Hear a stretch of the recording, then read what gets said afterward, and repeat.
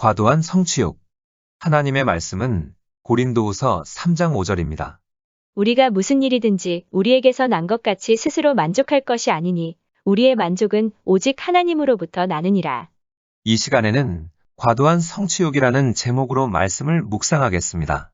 다음은 간증입니다. 어떤 부부가 내 사무실을 처음 찾아왔을 때 그들은 가능한 한 서로 멀찍이 떨어져 앉았다. 적어도 그 순간에는 서로에 대한 애정이 전혀 없는 것이 분명했다. 그런데도 대화의 주제는 그들의 결혼 생활을 파탄으로부터 건져내는 것이었다. 부인은 남편에게 집을 떠나 달라고 요구했다. 그 이유를 묻자 부인은 남은 식구가 평화롭고 정상적인 생활을 하기 위해서는 다른 방도가 없기 때문이라고 했다. 부부간에 부정한 일은 없었지만 간단한 문제가 아니었다. 여자 편에서는 남편의 기질과 가치관을 참으면서까지 남편과 함께 살 마음이 없었던 것이다. 그러나 남편은 헤어지고 싶지 않았다. 아내가 이러한 결론에 다다른 것에 충격을 받고 있었다. 그는 착실히 생활비를 벌어다 주었다. 집도 꽤 크고 부자 동네에 있었다. 아이들도 원하는 것은 무엇이든지 가질 수 있었다. 왜 아내가 이혼을 원하는지 자신은 이해할 수 없다고 말했다. 게다가 그들은 그리스도인이었다. 남편은 그리스도인에게는 이혼이나 별거 같은 것이 있을 수 없다고 줄곧 생각해왔다. 그들의 문제가 서서히 드러나기 시작했다. 과도한 성취욕에 끌려다니는 남자와 아내의 문제였던 것이다. 남자의 과도한 성취욕 때문에 그의 건강과 결혼 생활과 가족이 희생되고 있었다. 그들의 결혼 생활이 사실상 죽은 상태라는 것을 그들의 몸짓 표현만으로도 알 수 있었다. 자녀들의 태도에 대한 이야기를 듣고는 그의 가족 관계도 엉망이 되어 있다는 결론을 내릴 수 있었다. 남편은 지속적인 위궤양, 심한 편두통, 간헐적인 가슴앓이 등으로 고통을 겪고 있을 정도로 건강이 위험한 상태임이 분명했다. 남자는 개인 사업을 하고 있었기 때문에 자신이 원하는 만큼 원하는 시간에 일할 자유도 있었다. 그는 하루에 19시간에서 20시간가량 일했다. 이렇듯 과중한 책임을 수행하느라 자녀들에게 아버지로서의 역할을 거의 하지 못했다. 식구가 모두 잠들어 있을 동안에 집을 나가서 막내 아이가 이미 자고 있는 늦은 밤이 되어서야 귀가했다. 어쩌다 가족과 함께 식사할 때도 그는 늘 침울해 있거나 다른 생각에 잠겨 있었다. 저녁 식사 도중에 전화를 받으면 어떤 문제를 해결하거나 판매를 마무리 짓느라 식사가 끝날 때까지 전화통에 매달려 있기 일쑤였다. 가족과의 충돌이 있을 때면 폭발적인 화를 내곤 했음을 그도 시인했다. 가족을 대하는 데에 괴팍하고 위압적이었다. 사람들과의 모임에서도 대화를 귀찮게 여기고 혼자 떨어져서 술이나 마시곤 했다. 어떤 친구들이 있느냐고 묻자 사업상 거래하는 사람들 외에는 이름조차 대지 못했다. 사업 말고 또 중요하게 생각하는 것이 있느냐고 묻자 스포츠카, 보트 등 사람이 아닌 물건들 뿐이었다. 이 사람이야말로 내면 세계의 질서라곤 도무지 없는 사람이었다. 그의 모든 일은 외적인 것뿐이었다. 그도 인정한 바대로 여러 복잡한 사업 활동과 부의 축적이 삶의 전부였다. 그는 어떤 일을 해도 아무리 돈을 많이 벌어도 결코 만족할 수 없었다. 무엇을 하든지 더 크게 되어야 하고, 더 좋아야 하고, 더욱더 강렬한 것이어야만 했다. 무엇이 그에게 충동질하고 있었을까? 과연 그의 내면 세계에 질서라는 것이 있을 수 있었을까? 수차례에 걸친 대화 후에야 나는 그 사람을 재촉하고 몰아대는 비상한 에너지의 근원을 간파하기 시작했다. 그 에너지의 근원은 그를 둘러싼 모든 것을 파괴시키는 생활 방식 속으로 그를 몰아붙이고 있었던 것이다. 대화 도중 그의 아버지에 관해 물었다. 갑자기 태도가 극적으로 돌변하였다. 깊이 감추어져 있던 민감한 부분을 불시에 들추어냈다는 것을 누가 보든 느낄 수 있었을 것이다. 극도로 고통스러웠던 한 관계에 관한 이야기가 천천히 그 윤곽을 드러냈다. 그의 아버지는 지나치게 비꼬아 말하며 조소하는 그런 사람이었다는 것을 알게 되었다. 그는 아들에게 늘 이렇게 말했다. 너는 못난 놈이야. 앞으로도 그럴 거다. 나아지지 않을 거야. 이렇게 빈정대는 말투를 수없이 듣게 되자 이러한 말들은 이 젊은이의 내면 세계의 중심에서 마치 네온사인과도 같이 번쩍거리게 되었다. 그는 무의식적으로 일생을 건 결단을 했었는데 어언 40대 초반이 된 시점에 이른 것이다. 즉, 그는 아버지가 붙여준 못난이라는 평판을 반증해내는데 자신을 온통 바쳐온 것이다. 그는 어떻게 해서든지 자신이 못난이가 아니라는 완벽한 증거를 보여주려고 했던 것이다. 바로 이것이 자신도 모르는 사이에 가장 우선이 된 생의 관심사였다. 못난이가 아니라는 것을 말해줄 경지란 곧 열심히 일하고 높은 수입을 벌어들이고 부자가 되는 것과 같다고 여겼기 때문에 이 남자에겐 이런 것들이 삶의 목적이 된 것이다. 그는 개인 사업을 잘 경영하여 그 사업을 가장 번창한 사업으로 만들어 가장 큰 광고란을 차지할 만큼 자신이 능력 있는 사람임을 보여주고 싶었다.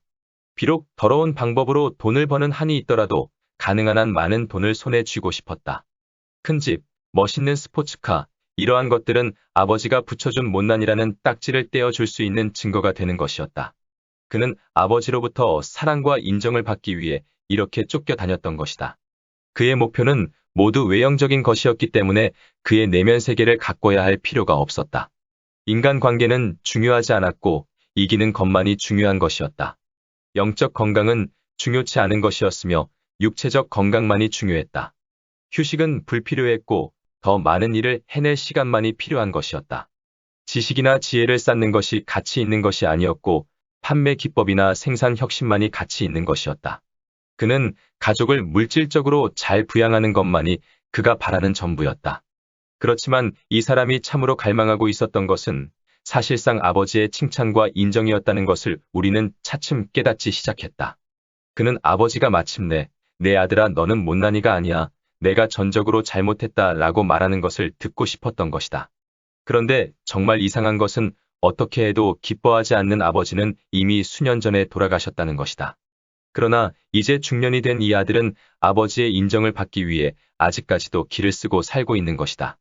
처음엔 그저 하나의 목표 대상에 불과했던 것이 이제는 고칠 수 없는 생활 습관이 되어버린 것이다. 왜 수많은 사람들이 쫓겨다니는 것처럼 보이는가? 이 친구는 그 이유를 잘 보여주는 좋은 본보기이다. 그는 결코 잘했다는 말을 해주지 않는 환경에서 자라난 유형의 사람들을 대표하고 있다. 나는 성공한 못난이인 이 사람이 무엇인가를 증명하기 위하여 성공하려고 쫓겨다니는 사람이 아니라 그리스도께 부름받은 제자가 되길 원했다. 그러나 그런 일은 일어나지 않았다. 그는 과도한 성취욕 때문에 아내도 아이들도 사업도 모든 것을 잃었다. 왜냐하면 그의 과도한 성취욕은 그를 무덤까지 끌고 갔기 때문이다. 여기까지가 간증입니다. 이 간증에서처럼 과도한 성취욕의 원인은 첫째, 누군가로부터 용납과 인정을 얻으려는 욕망입니다. 혹시 나도 누군가에게 무능한 사람이 아니라 인정을 받기 위해 몸부림치며 살고 있는 것은 아닌지 생각해 봐야 합니다. 부모에게, 배우자에게, 스승에게, 연인에게 등 그 누구에게 인정받기 위해 살고 있다면 모든 걸 다 내려놓아야 합니다. 사람의 인정을 받기 위해 사는 인생은 불행한 일생이 될 것이기 때문입니다. 우리의 인정은 사람이 아닌 하나님으로부터 와야 합니다. 또 인정을 받기 위한 성취욕은 스스로의 힘으로 무언가를 이룰 수 있다는 욕심과 교만의 합작품이기에 언젠가는 무너지게 되어 있습니다.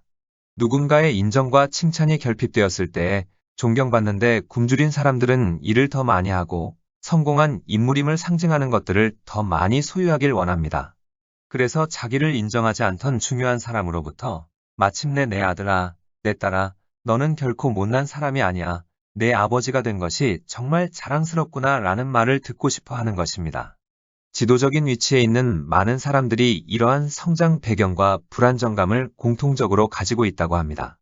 어떤 지도자들은 훌륭한 일들을 하기 때문에 대단히 자비심이 많은 사람으로 비치거나 헌신적이고도 비이기적인 행동 때문에 칭송의 대상이 되기도 합니다. 그러나 사실은 이러한 사람들의 과거에 있어 단 한 명의 중요한 사람으로부터 용납과 인정을 얻으려는 욕망에 끌려 다닐 수 있습니다. 만약 이러한 사람들이 그 누구로부터 인정을 끝내 얻지 못한다면 그 결핍을 보상하려는 시도로서 다른 데서라도 사람들의 박수갈채와 부와 권력을 얻으려는 그칠 줄 모르는 탐욕을 키워가게 될 것입니다. 그러나 만족을 얻게 되는 경우는 거의 없습니다. 그것은 이러한 추구는 공적인 세계에 국한된 것으로 개인적인 내면의 세계는 텅 비고 결핍된 채로 남아있기 때문입니다. 그리고 거기에 고통이 있는 것입니다. 과도한 성취욕의 원인은 둘째, 어린 시절 체험한 심각한 상실감입니다. 폴 트루니에가 쓴 창조적인 고통에서는 지난 수세기 동안의 수많은 세계적인 정치 지도자들이 고하였음을 지적하고 있습니다. 이들은 친밀한 부모의 사랑과 정서적인 친근감의 결핍 상태에서 자랐기 때문에 많은 군중에 둘러싸이는 보상적 경험을 추구했던 것입니다. 이들의 권력을 향한 큰 욕망의 배후에는 사랑에 대한 단순한 요구가 있을 수도 있습니다. 이들은 내면 세계의 질서를 잡음으로써 사랑의 욕구를 충족시키려고 하지 않고 외면적인 차원에서 그것을 추구하려고 선택했던 것입니다. 과도한 성취욕의 원인은 셋째, 극도의 수치감과 안절부절함 속에서 보냈던 성장 배경입니다. 찰스 블레어 목사는 완벽한 사람이라는 그의 저서에서 오클라호마에 살던 우울한 어린 시절에 대하여 솔직하게 잘 묘사하고 있는데 소개해드리겠습니다. 블레어 목사는 어린 시절 정부에서 무상으로 배급하는 우유를 지방 소방서에서 배급받아 집까지 날마다 운반해야 했다. 우유통을 들고 큰 길을 걸어갈 때 그는 자기 또래의 아이들이 비웃는 것을 견뎌내야만 했다. 그때 당한 고통으로 인하여 그는 하찮은 존재라는 느낌을 대표했던 우유통을 들고 다녀야 하는 따위의 인생을 결코 살지 않으리라고 결심했다. 블레어에게 결코 잊을 수 없는 한 사건이 있었다. 하루는 방과 후에 그가 마음 깊이 관심을 갖고 있던 한 소녀와 같이 집으로 걸어가고 있었다. 갑자기 한 녀석이 번쩍거리는 새 자전거를 타고 옆에 다가와서는 그 소녀에게 태워주겠다고 말했다. 그 소녀는 망설임 없이 자전거 위에 사뿐히 올라앉아서 블레어를 뒤에 남겨두고 그 남자 아이와 함께 떠나가 버렸다. 그 순간의 모멸감 때문에 블레어는 언젠가는 번쩍거리는 자전거와 똑같은 것을 갖고야 말 것이고 다른 사람들의 관심과 충성을 불러일으킬 만한 사람이 되고야 말겠다고 굳게 결심했다. 그리고 이러한 결심들은 그의 삶 속에서 계속 불타고 있었다. 이러한 결심들은 모든 의욕의 근원이 되었고 가장 멋있는 자동차를 소유하고 가장 아름답고 큰 교회를 인도하며 최신 유행의 가장 멋있는 옷을 입으려 했다. 그리고 이러한 것들은 블레어가 오클라호마의 그 우울한 시절의 결심을 마침내 이루었다는 것을 증명하게 되었다. 그는 보잘것없는 사람이 아니었으며 가난하지도 않았다. 그는 여발한 듯이 그것을 증명해 보일 수 있었다. 블레어는 그 무엇인가로부터 도망치고 있었으며 그것은 그가 다른 무엇인가를 향해 뛰어야만 한다는 것을 의미했다. 그의 욕구가 비록 온갖 종류의 감동적인 영적 동기라는 옷을 입고 있었으며 그의 사역 또한 놀랄 만큼 효과적이었다 하더라도 마음 중심부의 깊은 곳에는 치유되지 않은 과거의 상처가 도사리고 있었다. 이러한 상처들은 그의 내면 세계의 무질서의 응어리로 남아서 끊임없이 그를 따라다니며 괴롭혔다. 그리고 그 상처들은 그의 선택과 가치관에 영향을 미쳤고 그의 인생의 결정적인 순간에 실제로 어떤 일이 벌어지고 있는가 하는 것을 깨닫지 못하도록 했다. 그 결과는 크나큰 파멸이었다. 실패, 곤혹감, 사회적인 망신이었다. 그러나 그의 삶은 완전히 바뀌었다. 인생 초기에는 모멸감 때문에 도망치며 쫓겨다니는 사람 찰스 블레어가 이제는 소명받은 사람이 되어 친구들로부터 존경을 받을 만한 인물이 된 것이다. 여기까지가 이야기입니다. 과도한 성취욕에 쫓겨다니는 사람은 방금 소개해드린 것처럼 극도의 수치감과 안절부절함 속에서 보냈던 성장 배경을 갖고 있을 수도 있습니다. 과도한 성취욕의 원인은 넷째, 그저 쫓기는 것이 생활 방식이 된 환경에서 자란 경우입니다. 재산 중독이라는 책에서 필립 슬래터는 억만장자들의 배경을 상술하고 있는데 거의 모든 경우에 이 억만장자들은 어린 시절에 물건들을 모으고 사람들을 지배하는 것을 취미로 삼는 경향이 있었다고 합니다. 단순한 재미나 운동을 목적으로 하는 경기 등은 거의 하지 않았고 오직 이기고 모으는 것만 알고 있었다고 합니다. 그들의 부모가 그러했고 그들 역시 그렇게 하는 것만이 유일한 삶의 방식이라고 생각했던 것입니다. 이와 같이 더 부유하고 더 강해지려는 욕구가 아주 어린 시절부터 자라나기 시작했던 것입니다. 이러한 사람들에게는 질서 잡힌 내면 세계 같은 것은 아무 의미도 없습니다. 오직 눈에 보이는 외적 세계에만 관심이 집중되어 있는 것입니다. 이 영역에서는 어떤 것에 대한 비교 평가가 가능하고 공적이 치하되고 실용성이 증명되기 때문입니다. 물론 쫓겨다니는 사람은 다른 여러 가지 배경 등에서 비롯됨으로 위에 열거한 것들은 단지 몇 개의 예에 불과합니다. 그러나 모든 경우에 이것 한 가지는 분명한데 쫓겨다니는 사람은 늘 무언가에 사로잡혀 생활하기에 평온함을 즐길 수 없다는 것입니다. 이들의 주된 목표는 모두가 다 외형적이고 물질적이며 비교 평가가 가능한 것입니다. 이외의 다른 모든 것들은 비현실적인 것으로 취급되고 다른 것은 모두 의미 없는 것입니다. 그리고 사울 왕이 다윗과의 진실한 인간관계보다 권력을 더욱 중요시했듯이 이들은 자신이 추구하는 모든 것을 반드시 차지하여 손에 쥐어야 직성이 풀리는 것입니다. 쫓겨다니는 사람은 경쟁적인 사업가나 직업적인 운동선수에게만 해당되는 것이 아니라 내가 바로 쫓겨다니는 사람일 수 있습니다. 우리 중 누구라도 스스로의 내면을 들여다본다면 무언가에 쫓겨다니는 자신의 모습을 발견하게 될 것입니다. 우리는 탁월한 그리스도인으로서의 명성을 얻기 위해 아니면 어떤 극적인 영적 경험을 얻기 위해서 또는 섬기는 사람이기보다는 사람 위에서 군림하는 지도자가 되기 위해 쫓겨다니고 있을 수도 있습니다. 가정주부도 쫓겨다니는 사람일 수 있고 학생도 그럴 수 있습니다. 쫓겨다니는 사람이 변화될 수 있는 것은 쫓겨다니는 사람 자신이 부르심에 의해서가 아니라 충동에 의해서 움직이고 있다는 사실을 직시하는 데서부터 시작됩니다. 이러한 발견은 눈먼 상태에서 그리스도와의 만남의 빛을 찾는 데서 시작됩니다. 12명의 제자들이 발견했듯이 인생의 어느 단계에서 예수님의 말씀을 듣게 되면 과도한 성취욕의 뿌리와 모든 모습들이 드러날 것입니다. 과도한 성취욕의 문제를 다루기 위해서는 베드로가 예수님과의 몇 차례의 대면에서 그래야 했던 것처럼 자신의 모습이 불편하고 인정하고 싶지 않다 하더라도 자신의 동기와 가치관들을 가차없이 파헤치기 시작해야 합니다. 그리고 무언가에 쫓겨 살고 있는 자신의 모습을 겸허히 인정하고 사람들의 인정과 칭찬, 그리고 성공을 향한 욕망을 내려놓고 믿음의 주요 온전케 하시는 예수님만 바라보아야 합니다. 우리의 만족은 하나님 안에서만 누릴 수 있기 때문입니다. 과도한 성취욕으로부터의 자유를 추구하는 사람은 하나님의 말씀에 귀를 기울이는 것이 현명합니다.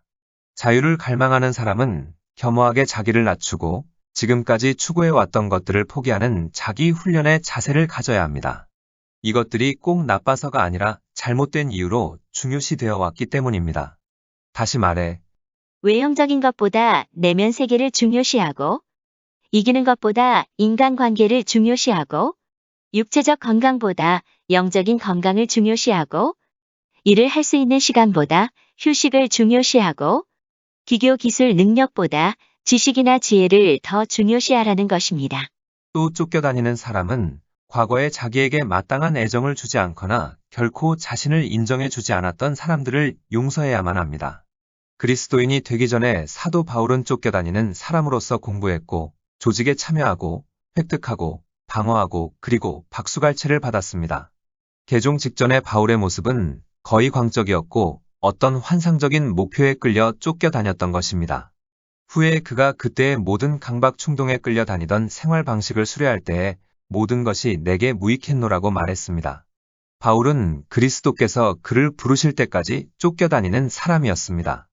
그래서 바울이 다메섹 도상에서 주님 앞에 무릎을 꿇을 때 그의 내면 세계에서는 극적인 해방감이 있었을 것입니다. 기독교를 박멸하러 다메섹으로 가게 한 충동으로부터 주여, 제가 어찌해야 합니까? 라고 예수 그리스도께 묻게 된 그 순간에 쫓겨다니는 사람이 부름받은 사람으로 변화된 것입니다. 우리는 이기고 돈 벌고 유명해지려는 그칠 줄 모르는 욕구를 내려놓아야 합니다. 그럴 때 삶의 중심이 외면 세계에서 내면 세계로 옮겨지게 됩니다. 우리는 오래되고 고통스러운 모든 기억을 씻고 자신의 과도한 성취욕을 내려놓고 주님 앞에 무릎 꿇어야 합니다. 그럴 때에 무엇인가를 증명하기 위하여 성공하려고 쫓겨다니는 사람이 아니라 그리스도께 부름받은 제자가 될 것입니다. 우리가 무엇인가를 증명하기 위하여 성공하려고 쫓겨다니는 삶을 계속해서 산다면 과도한 성취욕 때문에 모든 것을 잃게 될 것입니다. 왜냐하면 과도한 성취욕은 우리를 무덤까지 끌고 갈 것이기 때문입니다. 인간의 마음은 이 세상 것을 다 움켜쥐어도 만족할 수 없습니다. 인간의 만족은 오직 하나님으로부터 오기 때문입니다. 말씀을 정리하겠습니다. 과도한 성취욕의 원인은 첫째, 누군가로부터 용납과 인정을 얻으려는 욕망입니다. 둘째, 어린 시절 체험한 심각한 상실감입니다. 셋째, 극도의 수치감과 안절부절함 속에서 보냈던 성장 배경입니다. 넷째, 그저 쫓기는 것이 생활 방식이 된 환경에서 자란 경우입니다.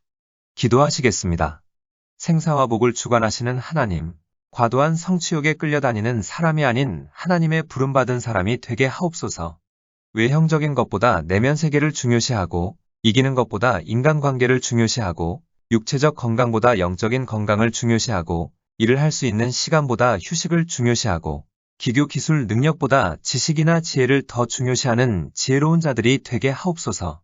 또 마음속에 움켜진 모든 것을 내려놓고 하나님으로만 만족함을 누리고 그 안에서 자유와 기쁨과 평강을 누리게 하옵소서. 예수님의 이름으로 기도드립니다. 아멘. 하나님께서는 내 형편이 어떠하든, 내 신분이 무엇이든, 무슨 죄를 지었든 변함없이 나를 사랑하십니다.